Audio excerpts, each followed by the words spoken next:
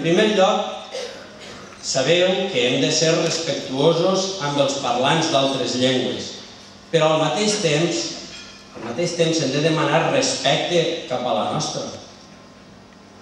Hauríem d'usar el valencià amb tots aquells que sabem que l'entenen, encara que no el parlin, ja que així els ajudem a aprendre. Hauríem d'adreçar-nos inicialment als desconeguts, també, en valencià, pel carrer, pel telèfon, a la faena. Si realment no ens entenen, aleshores ja canviarem de llengua, perquè ser educat és respectar la llengua de l'altre, però sense menysprear la pròpia.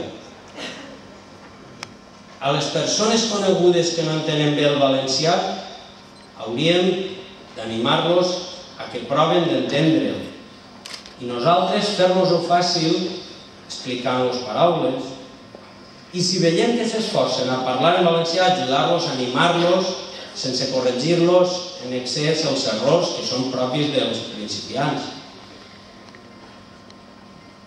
Què més podem fer per la llengua?